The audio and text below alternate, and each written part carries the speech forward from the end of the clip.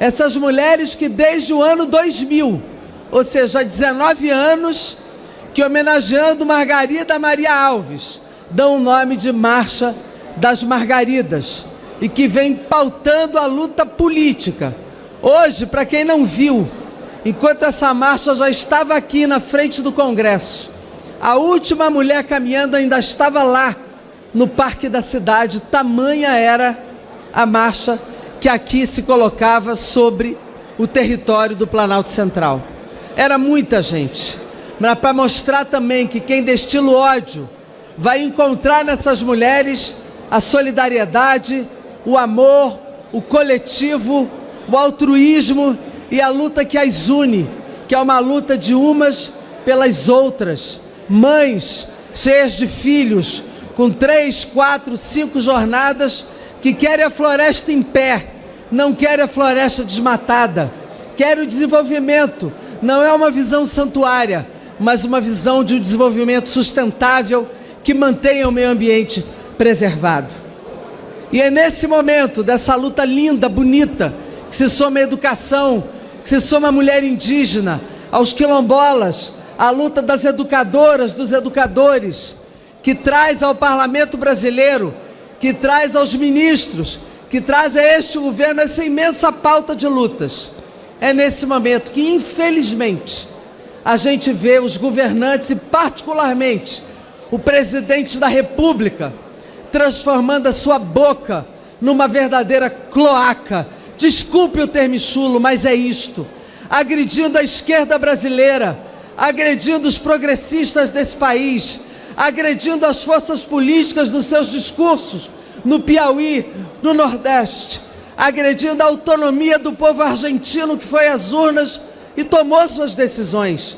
Ora, não cabe a um presidente do Brasil se meter no resultado da eleição de um outro país, de ameaçar rupturas, de agredir a decisão autônoma e soberana das eleições de um outro país. Aquele é outro povo, no seu território e na sua nação. Nós não podemos admitir que um governante do Brasil se coloque diante da eleição de um outro povo, criticando, se metendo, definindo posições, ameaçando rupturas comerciais, rupturas diplomáticas. Ora, o que é isto? Isso trará prejuízos ao povo brasileiro, independente de quem ganha as eleições argentinas. E nós aqui, eu particularmente, tenho certeza que muitos de nós aqui estamos muito satisfeitos com o resultado das eleições das prévias argentinas, que é uma ruptura com essa política desastrosa, neoliberal nessa região e no nosso continente. Mas nós não temos que nos meter ali.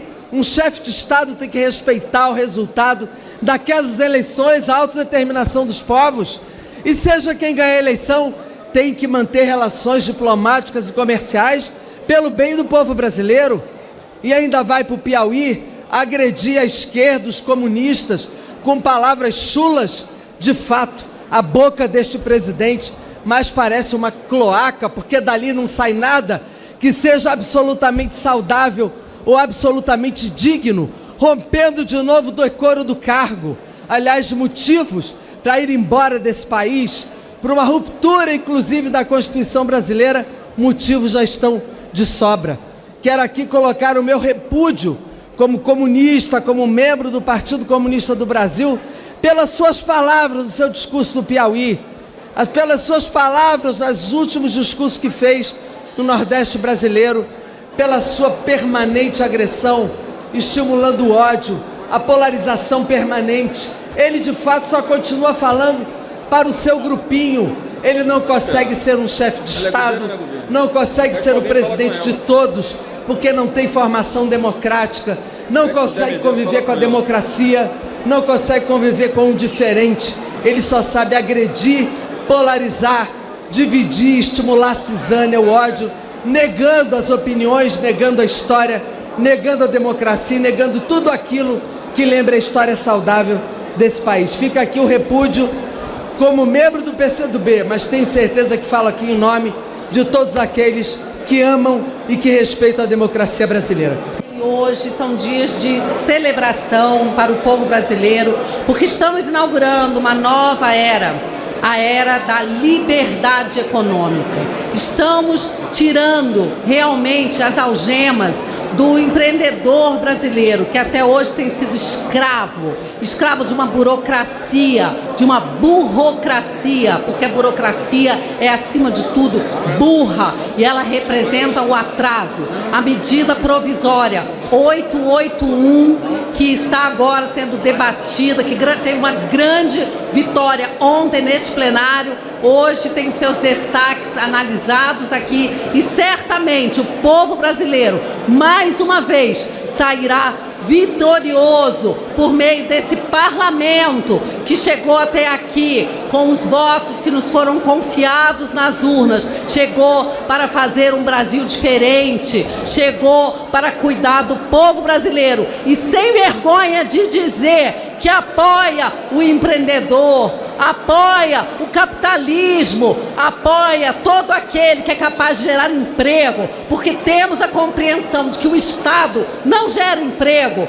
Temos que parar, como disse ontem um colega, temos que parar de ter vergonha e medo do lucro, e medo sim apenas do prejuízo. Aqui fazendo referência às palavras do meu amigo deputado Paulo Eduardo Martins, que também colocou essas palavras ontem aqui da tribuna. Quero dizer que os esforços do governo do presidente Jair Bolsonaro têm tido muito êxito, várias ações que têm sido empreendidas e temos agora, começamos a ver o aquecimento da nossa economia, com queda do desemprego, o aquecimento, queda de juros a patamares que não são vistos há muitos anos. Senhores deputados, meus nobres pares, povo brasileiro, vimos dizer que é preciso reafirmar que, independente de opções ideológicas, temos que deixar para trás o politicamente correto e temos que pensar no bem-estar do povo brasileiro, no desenvolvimento do povo brasileiro, na libertação do povo brasileiro. Ao contrário do que disse a deputada que me antecedeu aqui, nós temos sim que nos olhar para os países vizinhos, olhar para a Argentina e ver o risco que correm agora com esse resultado dessas primárias, o risco do retrocesso, do atraso, da volta ao atraso, de um governo que provou que não sabe cuidar do seu povo, que só sabe espalhar miséria. Hoje o Brasil luta por uma integração com o Mercosul e lidera o Mercosul, porque é importante sim que tenhamos vizinhos também desenvolvidos. É um absurdo dizer que se preocupar com o vizinho portenho seria querer invadir a soberania do país, que nada temos a ver. Veja bem, foi exatamente o governo do PT que doou dinheiro a rodo do povo brasileiro em contratos espúrios, secretos do BNDES, e doou o dinheiro do sofrido povo brasileiro, dinheiro que deveria ter sido utilizado para a infraestrutura, para a saúde, para a educação do povo brasileiro, e foi usado para construir pontes, metrôs, portos e também para engordar o bolso daqueles dirigentes corruptos que hoje vêm criticar o presidente Jair Bolsonaro, que é um democrata. Aliás, acho engraçado quando dizem que ele não respeita a democracia. Se pegarmos todas as manifestações do presidente, ele é o único que em nenhum momento, desde que tomou posse, atacou qualquer dos poderes, enquanto ele próprio, seu governo, é atacado dia e noite por pessoas mal intencionadas que não querem saber do bem do nosso Brasil e do povo brasileiro. É com muito orgulho que estou hoje aqui para defender a medida provisória 881, que é fruto de tanto esforço de uma equipe primorosa do governo, capitaneado pelo nosso secretário, o nosso secretário de Previdência, Rogério Marinho, pelo nosso ministro Paulo Guedes e toda a sua equipe de pessoas profundamente capazes e profundamente comprometidas com o progresso do Brasil. Senhores, como disse o ministro Paulo Guedes, o governo atual do presidente Bolsonaro com essa equipe econômica é exatamente o casamento da ordem com o progresso. A ordem representada pelo braço forte e justo do presidente Jair Bolsonaro, pela nossa Polícia Federal, pelo ministro Sérgio Moro, pela Lava Jato e pelos militares que estão todos juntos dando suporte a esse governo para que tenhamos ordem. E o progresso trazido pela essa equipe econômica que tanto tem feito por esse Brasil.